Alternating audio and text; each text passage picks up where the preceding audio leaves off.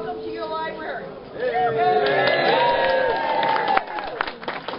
I'd like to have the building committee and construction committee members, if they're here, to come forward and stand here and bring your children, grandchildren, whoever you have with you, and just come and stand right here, please. We have one here, over here. Big kids. No,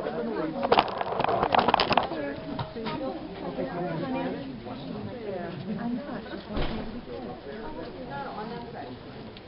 Are you having a ribbon malfunction there? No.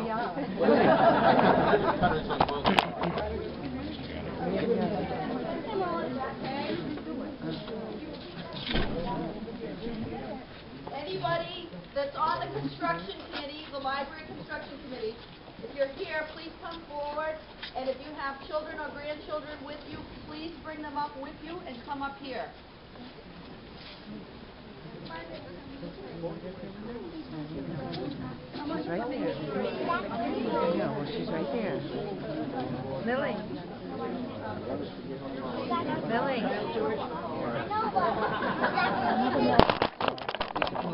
Let me get this one.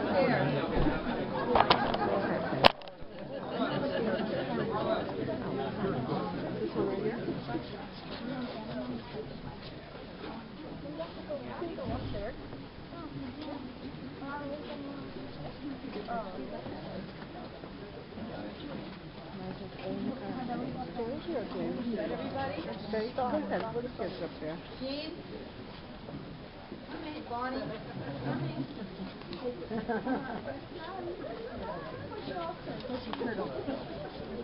Do the bridge, Bonnie. There's a guy that makes it.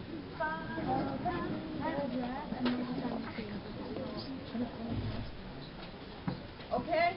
These are the people that build your library. Wait. Okay. Senator Horn, if you need expertise, I need it. If the children could come on this side and face the crowd, so you can get in the picture. So we don't see that back of your head. Okay, come on, Get a pair of scissors. Okay. hold it tight, man. Hold it.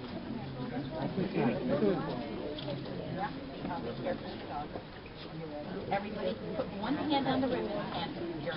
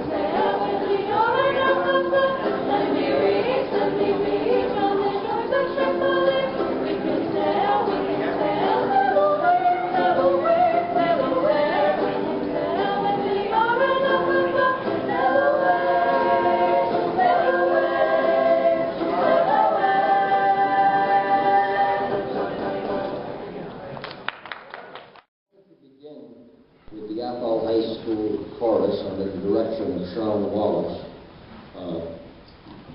with the national anthem and then the Pledge of Allegiance. Thank you.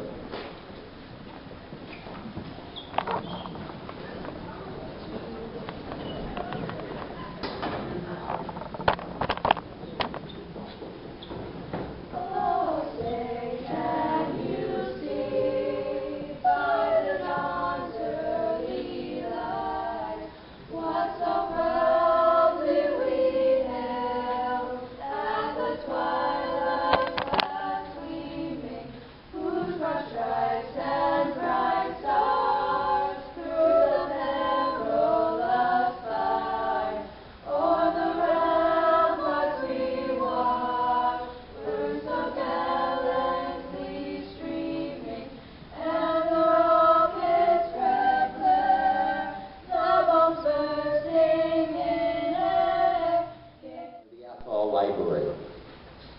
The Athol Social Library was given to local readers in 1830. In 1914, Mr. Leroy Sterrett leased land to build a new library, and Athol accepted. And listen to this price tag. $22,000. And that's the building you're in right now. And they received that from the Carnegie Foundation. We are here in the newly renovated building. What a job they've done. Look at this floor. Once again, a couple of years ago, Mr. Douglas Sterrett donated 2 parcels of land. And we are very, very thankful because that made this project possible. The 15 members of the building committee were appointed, and believe it or not, they all remain today. There were some moments that maybe some of them wanted to leave, but they're still here. We have received a grant to beautify the back of this new facility. And construction will begin in early summer, hopefully. Well, it is going to. And thanks to Trustee Carol Ambrosi, she wrote a very substantial grant for the town of Athol to make that park available. During construction, Tom and Janet Mann provided the hard pine floor that we're sitting on and standing on. And it was salvaged from the Nicholas Stone Factory in Gardner, Mass. Chris Susi, he did a lot of the millwork and the finishing of the cherry wood in the lobby. Clint Sykes of Athol did most and all of the excavating on this project. So we had a lot of people that came up to the plate and donated their time and resources to make this a reality. But, you know, the jewels and the gems of this complete project were the library staff, the trustees, and most of all, the residents of Athol.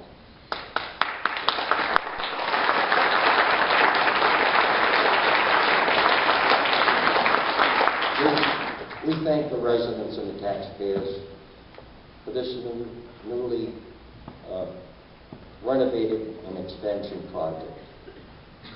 People like former Treasurer Ben Feldman, who assisted with the financing, who made this library paid for in now less than 5 years, so that we don't have to leave a mortgage to these children that cut the ribbon. And also, I'd like to thank Hal Gilman for his solar expertise and his grant writing. And his family is right over here, and they will be enjoying this library along with all of us for many, many years to come. I was told to keep it short. That's short. I would like to introduce one of the pillars of our community and who has been on as a library trustee for I don't even know how long. And the chairman, Margaret Young, would you say a few words?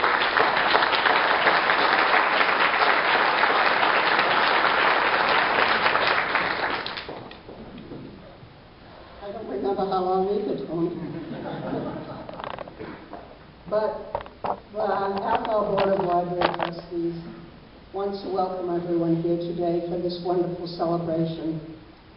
And the trustees would like to thank the Massachusetts Board of Library Commissioners, the voters of Athol, and all the businesses and individuals that donated so generously in funds and services to make this a reality. But most of all, I want to thank the one person that is mainly responsible for the outcome of this project, our library director, Deb Blanchard.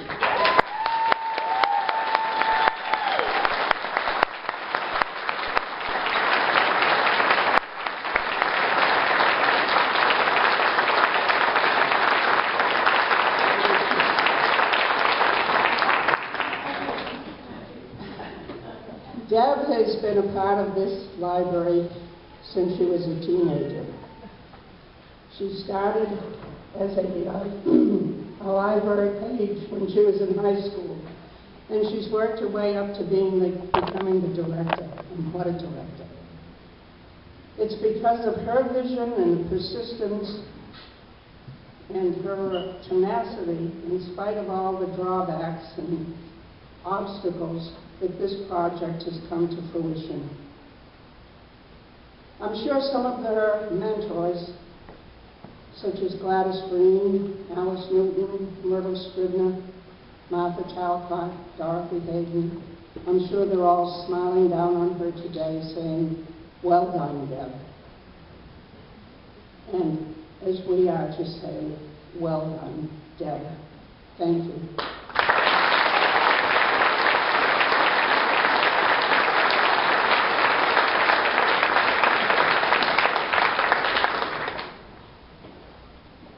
Chair of the Library Construction Committee, Mrs. Dr. Carol Ambrosi.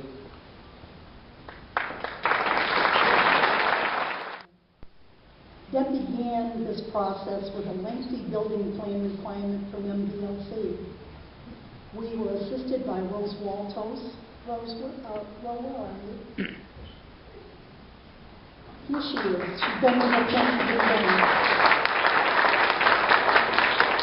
As well as Orange librarian, retired librarian Janice Lanu, as we struggled with the, and I think she's here also.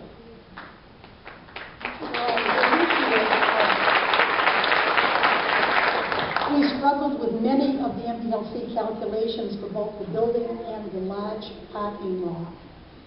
We wouldn't even be here if it hadn't been for the generosity of Doug Sterrett, who continued the family legacy and donated additional land to ensure that the library remained right here and a vital part of Athol's downtown area. You may not know that Leroy Sterrett, Doug's great-grandfather, actually gave the original land that this beautiful Carnegie building is on, as well as the land of the town hall and the Athol MA. So his vision is still strong today. Before submitting our building plan ideas to MDLC, we set a very high goal. Separately, we joined the U.S. Green Building Council, and it enabled us to work toward LEED certification. LEED stands for Leadership in Energy and Environmental Design. There are several levels of achievement, but from the very beginning, we decided that we wanted to be LEED Platinum, which is the highest level. Should we achieve this, and we don't know yet if we have, but should we achieve this level of efficiency, we believe that the Athol Public Library will be the first LEED Platinum library in the country. So, welcome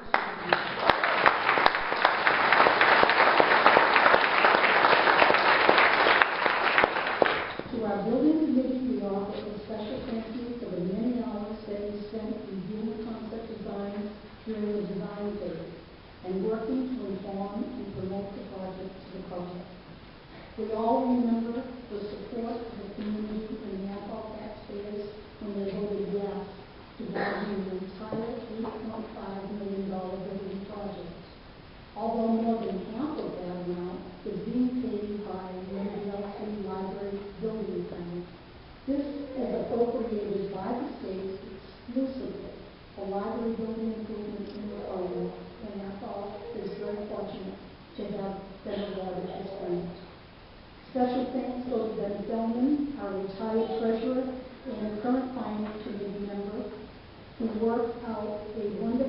5-year short-term borrowing plan for Athol to save over $1 million in interest costs. I don't know where you are, Ben, but many years.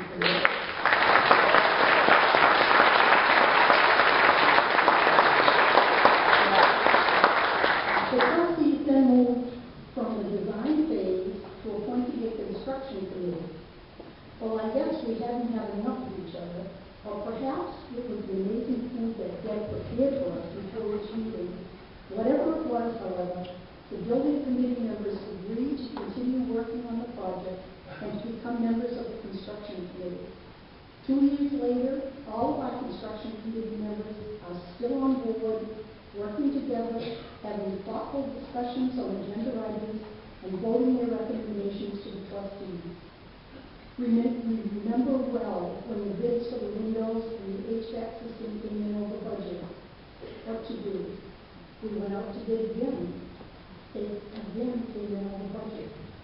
At that point, the committee made the recommendation to take all of the furniture, fixture, and equipment money and put them into the building. It was felt that having a more energy-efficient building was what we really needed to do for furniture and equipment on labor. We recognize Hal Gillum, as this has been said, sitting right here. He's Athol's green community expert. Working with the town manager David Ames, Hal wrote the initial green communities grant for the North Quadrant area that enabled Athol and several of our 9 towns in the region to achieve green community status and to be eligible for green community grants. Last year, Hal again wrote the grant for Athol and obtained a second green communities grant for $171,000. Part of this grant was earmarked to support an energy-efficient, variable refrigerant flow heating system for this new green building. During the same time, Amazing Opportunities campaign committee came on board. Their goal was to replace the monies lost to furniture, fixtures, and equipment. Barbara Robichaud and her committee met their goal and they are now in the process of ordering new furniture, fixtures, and equipment. We thank all the generous donors who contributed to that project.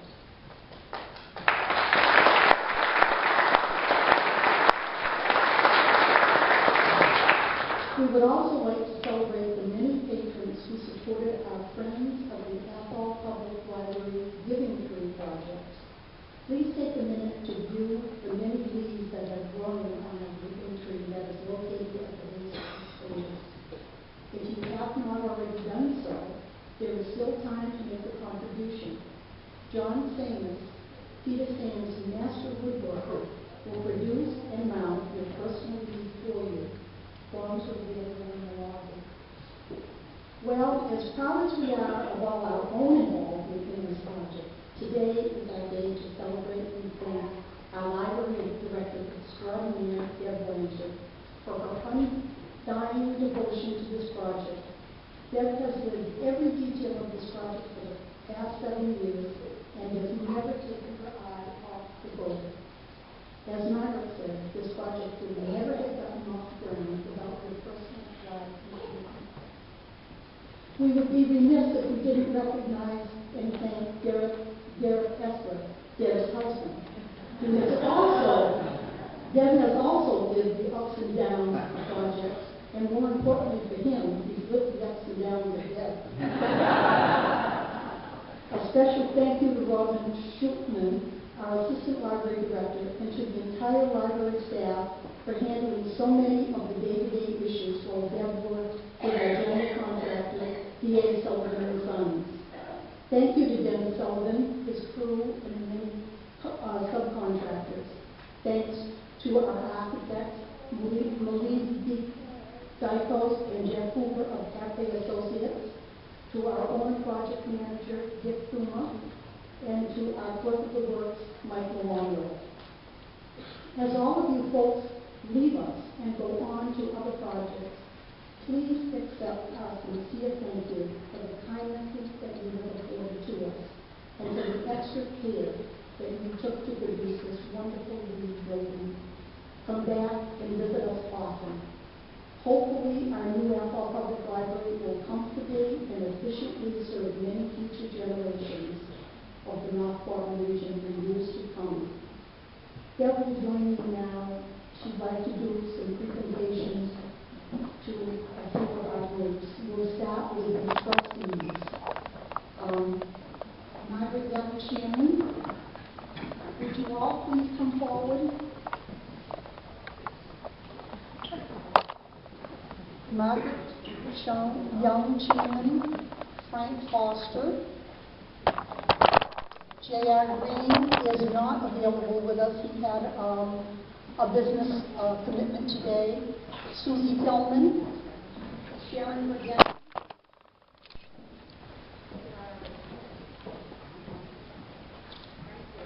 where's Frank? You want to come up and get your award, or you want to? We want you in the picture, Frank. Come on.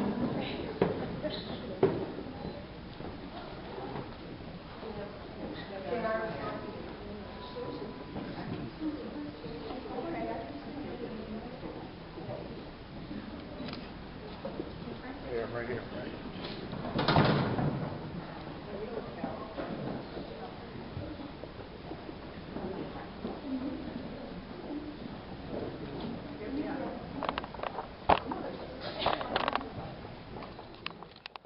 Let me now call the Building/Construction Committee. Bonnie Benjamin, Deb Blanchard, Sharon Regenti, Anthony Begenti, Eric DeHaze, Margaret Feldman, Al Gillum, Joe Hawkins, Linda Oldak, George Royce, Jean Shaughnessy, Ken Davis, Charlie Winters, Margaret Young.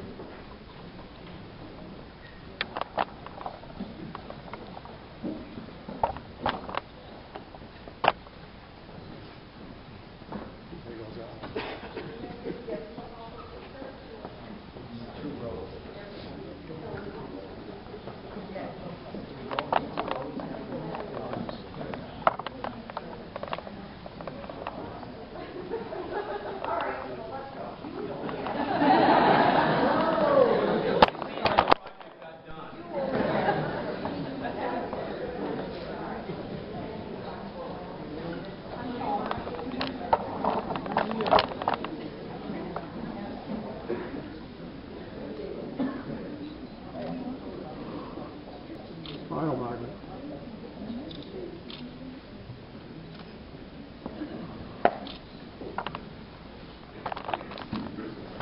Next, we'd like to call the Naming Opportunities Committee. Barbara Robichaud is chairperson of that committee. Pat Lloyd, Bill Kessler. Barbara may be downstairs with the food. Where is she? Okay, Barbara. Pat Lloyd, Bill Kessler, Zach Rand, Claire Sterritt. Whoever's here, can you come up for a picture?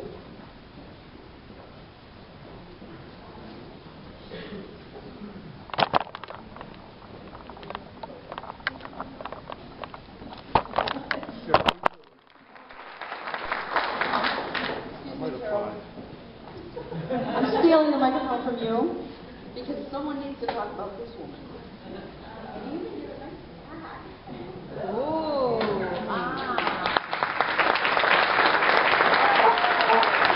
Carol has been here through it all. When we needed a chair to the committee and everybody scooched their chairs back as far away from me as they could, Carol stepped up to the plate, and she's done a remarkable job. She's driven to libraries with me. She's driven to Boston with me. Just vetting out to support the project and out there being a great advocate. All the things I didn't want to do, like ask Doug Sterritt for money, she would have been willing to do that. She's been a good complement to the things that I'm not good at, and I really appreciate her and I love her very much.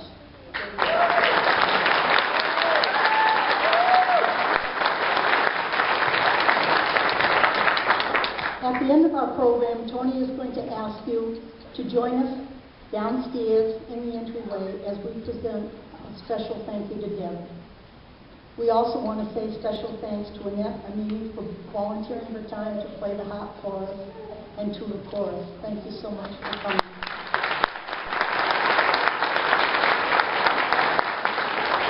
And a very special thank you to all of you for coming today and for being part of this very, very special day in the life of the Athol Public Library.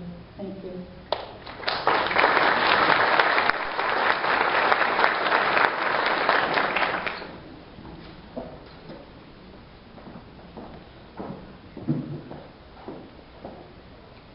My husband's probably been thanked enough today, but I did buy him this little... Sometimes, honey, it says Derek K. Essler, a.k.a. Mr. Blanchard, the world's longest suffering husband. And it has no meaning for us. They're not...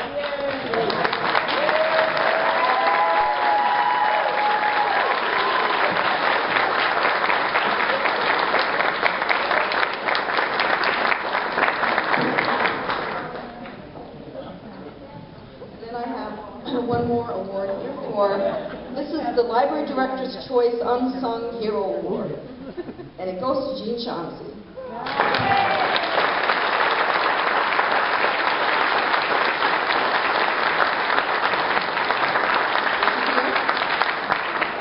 She's hiding. You don't have to talk, Jean, you just have to come get the award. But Jean and I went to kindergarten together, and we worked here in high school together. Whoever thought we'd be back here for, I won't say how long, but it's like 40.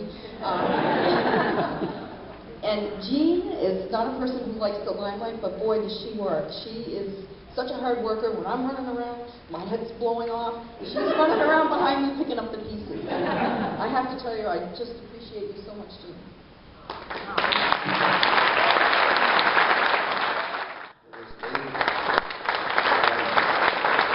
Steve Raymond, the chairman.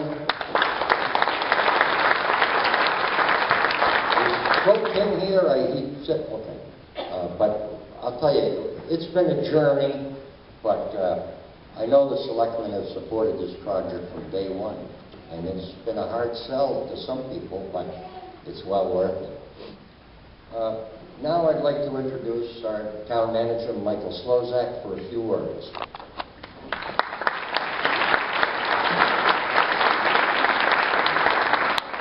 Thank you, Tony, and thank you for inviting me here today. I'm honored to be here. This is a great day for the library, and it's a great day for the town. I think today will long be remembered as a milestone in the revitalization of our downtown. We have a facility here that is just not a local library. This will be known as a cultural center for the entire North Block. It's a beautiful building. And honestly, as I thought about this building, it really reflects what Athol is and its reverence for its past. In other places, we might have torn this building down and built a new library here or somewhere else. But I'm standing in this beautiful, historic Carnegie Library, and it's not just good after 100 years plus, it is better than it has ever been, and it will continue to serve the town. But we have this new and beautiful addition that seamlessly melds into it, that expands its capacities. And we can look forward to this enhanced and improved library serving the community in the 21st century the way this original library did in the 20th. As we look forward, that's the attitude we're taking towards rebuilding the community. Downtown is being revitalized, it's being paid attention to, and we are working hard to fill these stores and bring it back to the vibrancy that was once here. At the same time, we are building a new business park.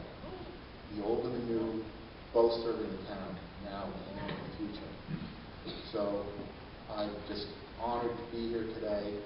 I look forward to this library being filled, and frankly, to the park that Carol has so graciously, worked so hard to get funding for. This is going to be a place that's full of life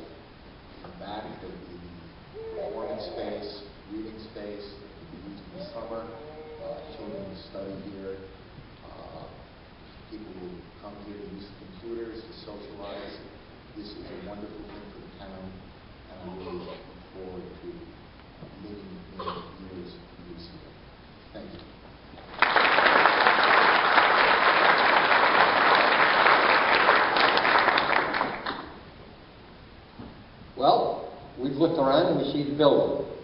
Now we're going to introduce Mr. Dennis Sullivan, CEO and Treasurer of D.A. Sullivan and Sons. They're the people that built it.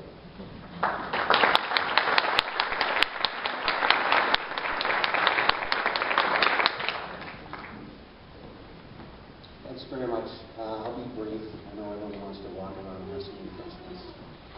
First of all, I would like to thank the town of Athol again. They've been unbelievable in supporting this project right from the very beginning. The town people, the people that have been donating to this has just been unbelievable. And the staff here has been incredible.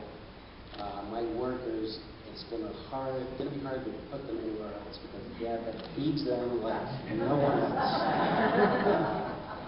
And I do in particular want to thank the people on the building committee who are here every Tuesday morning at 8:30 in the morning for job meetings. Carol Rosen, Deb Blanchard, Ken Davis. They heard more about construction than they ever want to know, ever want to hear about again. But I really want to thank them again. And I do have a little gift that will come in. Just for our thanks. We're out of fruit baskets, so it is a library, so I'm going to give you a bucket. It's the construction of the Athol Public Library.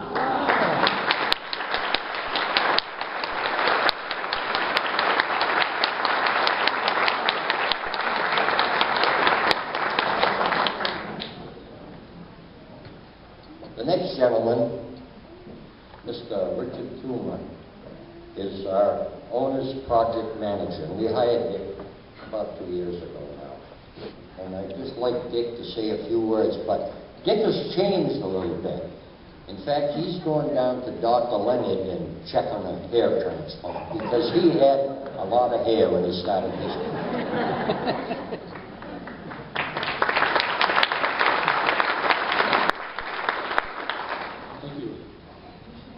In 1676, in a letter to Robert Hooke, Isaac Newton wrote, "If I have seen further, it is by standing on the shoulders of giants." Newton's ability to peer into the unknown and peel away the veils of mist to reveal new truths was made possible by those before him.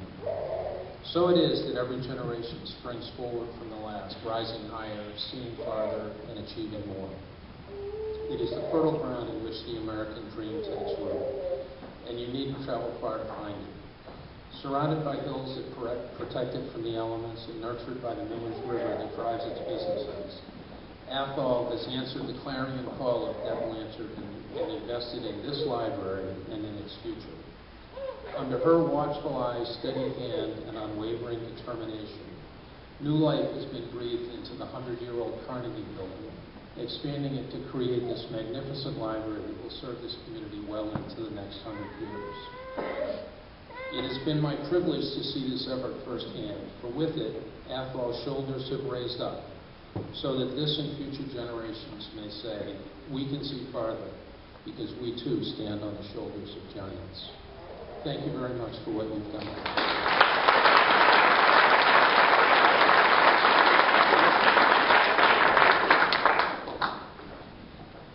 And of course, we have the person and company who designed this lovely structure, Jeff Hoover of Taipei Architects.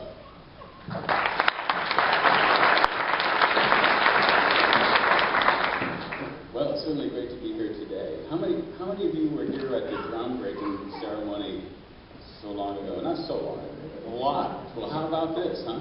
A lot has changed in that much time. I think we all stood roughly where the surf desk is now, but several feet lower, and stuck shovels into that pile of sand and envisioned the future that we have here now. I'm Jeff Hoover from Taipei Associates. I am an architect. I'm not the architect. The architect and engineering team is comprised of a great many talented, wonderful individuals who I represent here today. And we are really happy to be invited to be part of the team that's here at Athol. There's Carol and Deb and the trustees and the staff and the library building committee. Fantastic, motivated people.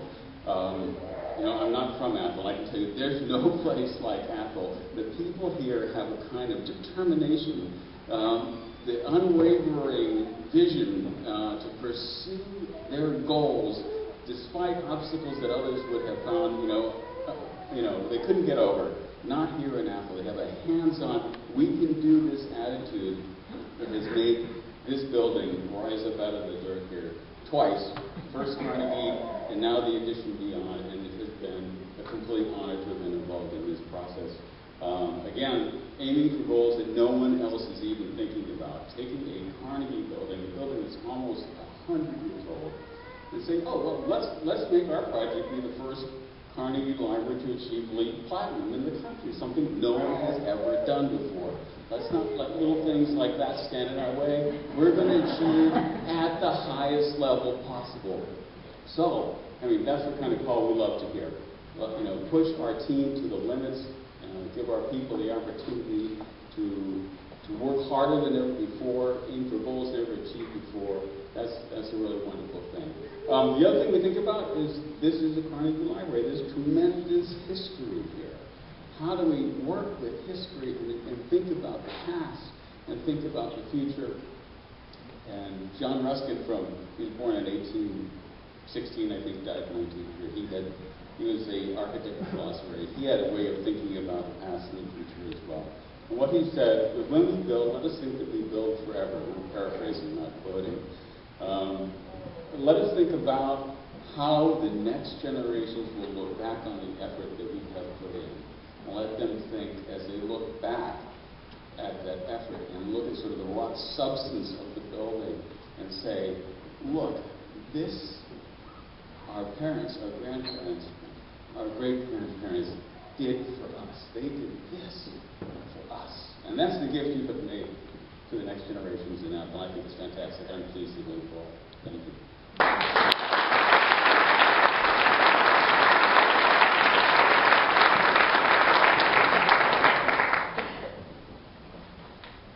And now I'd like to introduce Alice Welch, the Commissioner of the Massachusetts Board of Library Commissioners, that has made this possible for the town of Athol.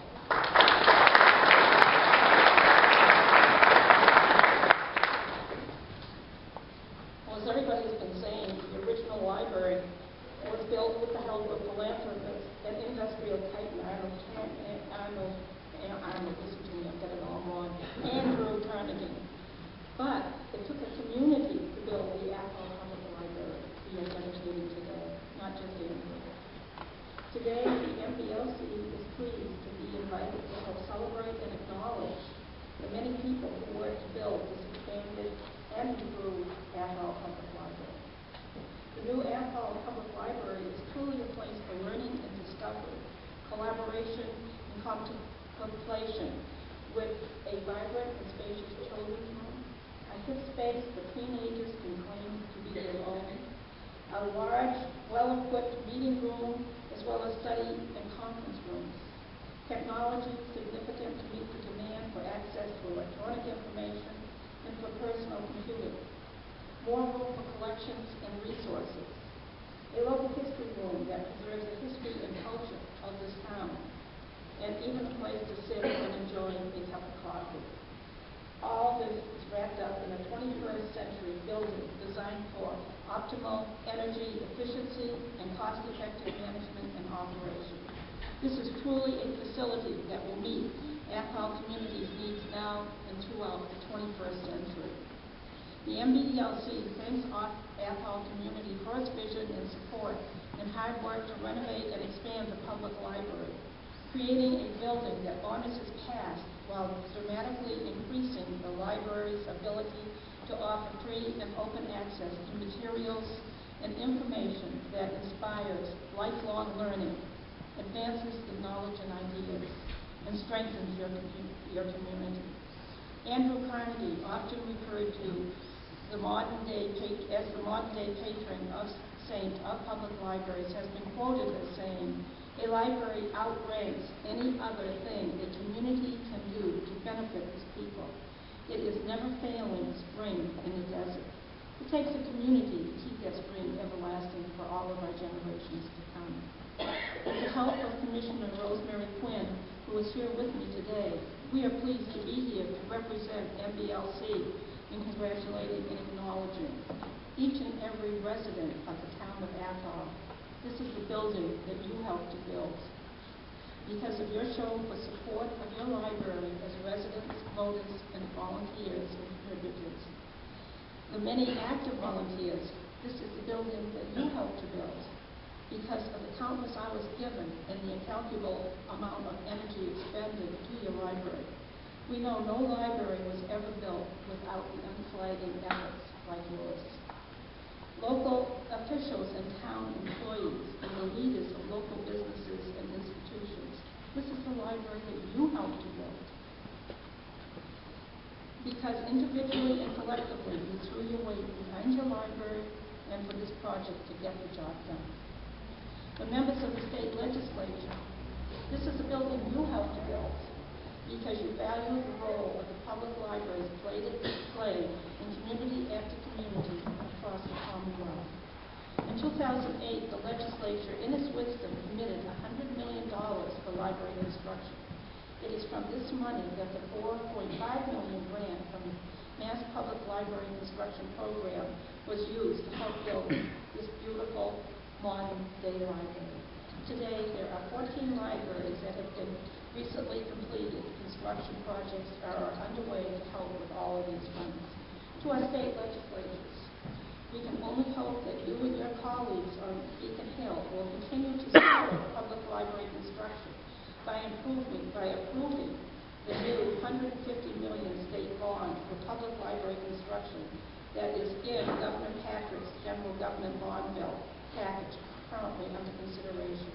Approval will allow for more communities to do exactly what Athol Public Library has done for its citizens both today and for generations to come. And the local board of trustees and building committee. This is the library that you helped to build.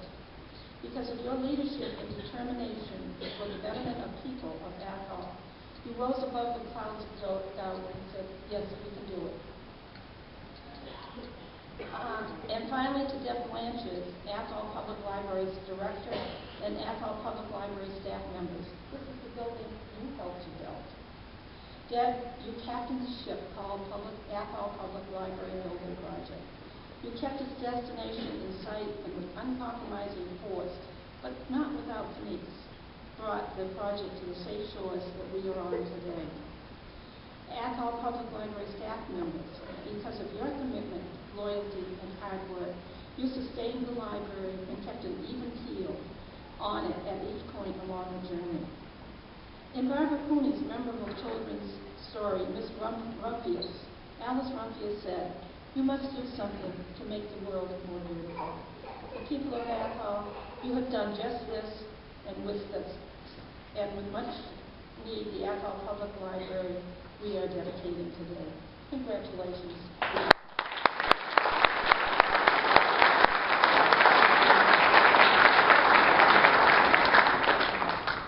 Thank you. I'd like to introduce Massachusetts State Representative Denise Andrews. It shows the best of what communities are and what generations do for the next one. And my heart is like huge. It's nice to see a strong leader get teary over here, because that's how important it is. When you put your life into something to serve other people and to give back, that's what it's really about. So I was taking a walk this morning with my puppy trying to figure out what should I say, because these things don't come along every day. So what I want to say first and foremost is I hope and pray that every person that is here today, every person that made this possible, and everyone that comes through this door is richly blessed, first and foremost. In this country, we forget where our blessings come from. I had an assignment in Puerto Rico, and the tradition down there is when there's a new building in business, yes, in government, yes, church and state can coexist, a rabbi or a pastor or someone comes in and takes time to bless the space and remind us of the connection that we need to have. So at the end of this, I'll just ask for a moment for you to do that in your own way with your own philosophy, okay? But that power is very important for our communities to keep things going. The next thing I want to say is libraries make a huge difference. In today's world where people are getting so disconnected because of technology, they'll be sitting next to each other on a bus and texting and forgetting to have a relationship with someone right there. Libraries must hold on to the relationship piece of society and bring that in. And the staff here is by far the best I've ever seen on leadership and planning.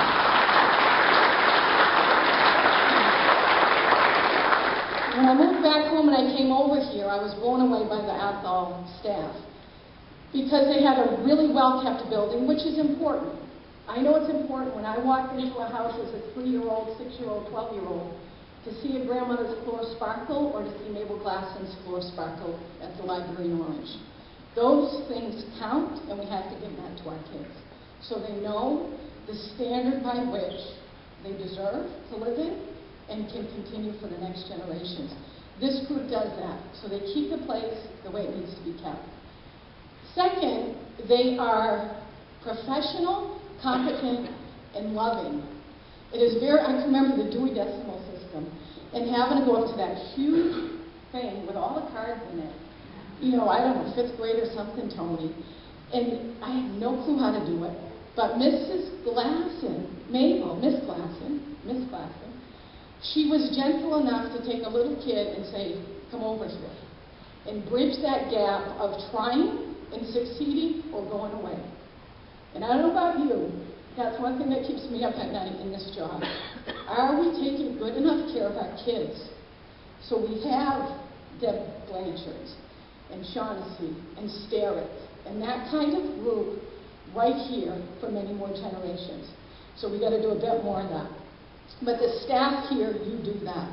You have great programs, whether it's jeans for kids or reading circles or whatever. So thank you for remembering the gentle side of getting people to realize their dreams, the little ones. So thank you very much. And the next thing, clearly, is books and knowledge. Libraries open the world. Okay, you don't have to go anywhere to learn anything except to your library. You can have a computer. Some of our kids can't afford computers, so they need to come here. Some of our kids don't have heat or safety. They need to come here. Okay? So they have a chance to have a stair building like theirs, named with their name on it. Okay? So the chorus over here and you guys, really don't forget, you can put your name on one of those buildings. You can build this kind of stuff, and you need to come home and help do that. Okay? And tell your buddies. All right? So the other thing that's really important is knowledge and books. So I brought 2 books to give to you, well, a book and a CDs to learn through music. But this is one of my favorite books. It's a book of quality, and I gave it to my grandmother, and I want to give it to another great lady, Miss Blanchard.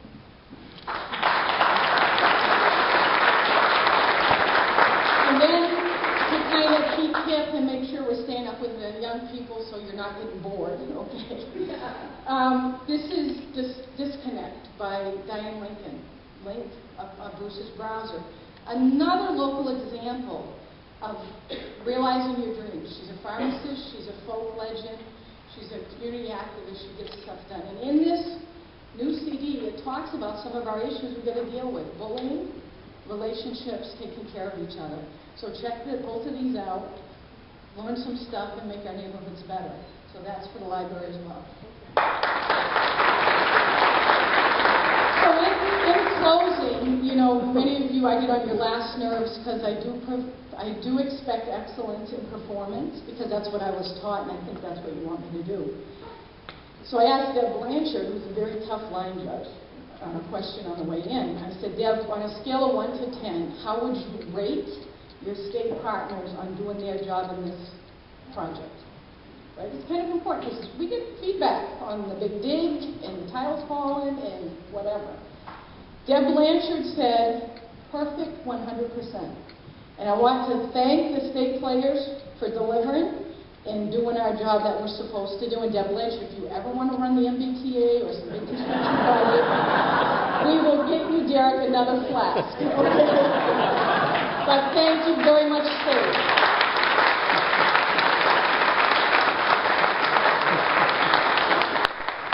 And And as it's been said, Deb Blanchard, they don't get better than her. Her standards, her love.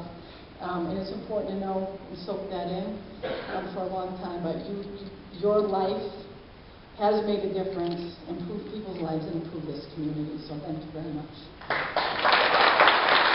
So if we can just take like one moment and to just do a blessing for this space and all the lives that made this happen and the ones that will come through here.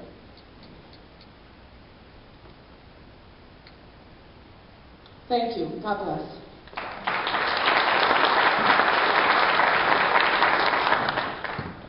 Thank you. The next gentleman is a true gentleman, and he is so well respected in the Senate, it's unbelievable.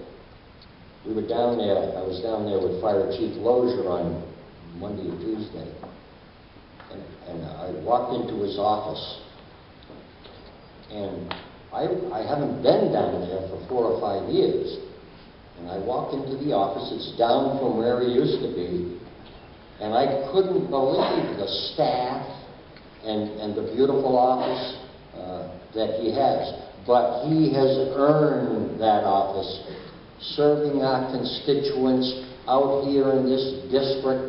And believe me, Steve Brewer, if trees could vote, you would be the governor.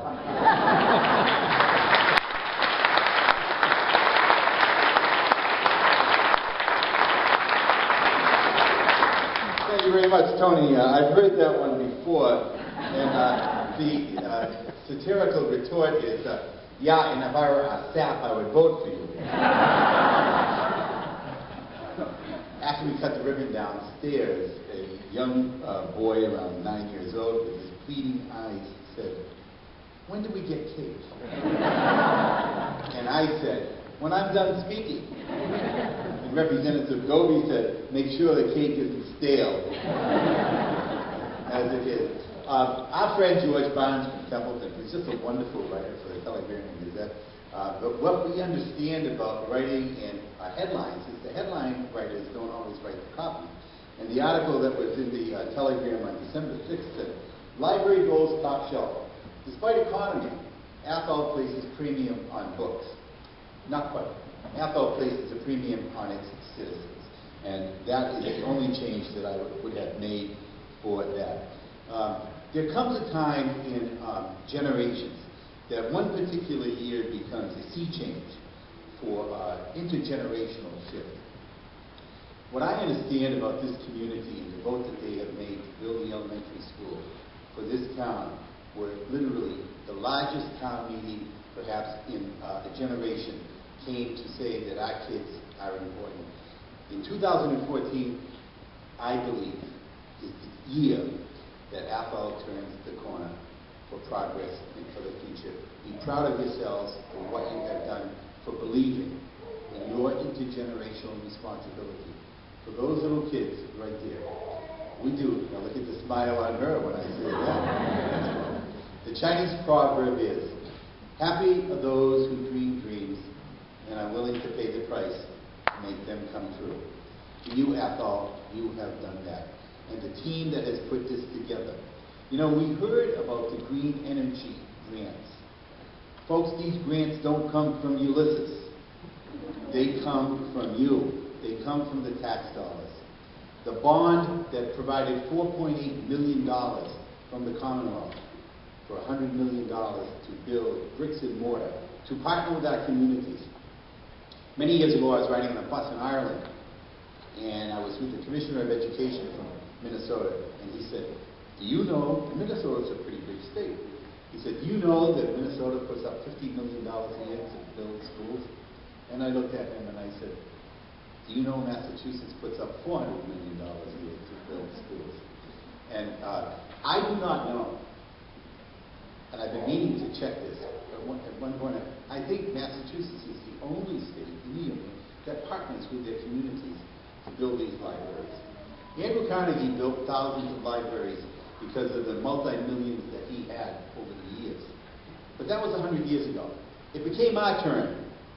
It became our turn to step up to the plate, to make our libraries more utilitarian, so that all citizens old and young and handicapped, and those that are visually impaired or hearing impaired would have those opportunities to seek the benefit of learning, of lifetime learning, because that happens not only in the children's reading room here in a safe, nurturing environment, but it happens for all generations. My district is very large, larger than the state of Rhode Island, and sometimes on the events that I do, I have an hour gap between point A and point B. Where do I go? I go into libraries. It was quoted about Isaac Newton, but we know that Phineas Newton had a library in Royalston, Massachusetts. And we know that a person named Dickinson contributed to build a library in Northfield. And a person named Henry Woods contributed to build a library in my hometown that I have been on their board for almost 40 years. And it is, as Penny Johnson, the former librarian of the city of Worcester, said, there's something magical about the smell of an old book on a rainy day. I think you know, you book lovers know exactly what I am talking about. But the technology that is in our 21st century library, for those that are trying to seek a new opportunity in life, to do resume preparations, or if you're from Warwick, you understand how difficult dial-up is in computers, and to make sure that internet technology is in the 21st century. And the initiative, the Mass Broadband Initiative that we are working on for the whole Commonwealth, partnering with the federal government of over $80 million, so all communities, especially those in central and western Massachusetts, will have that technology that the metropolitan areas do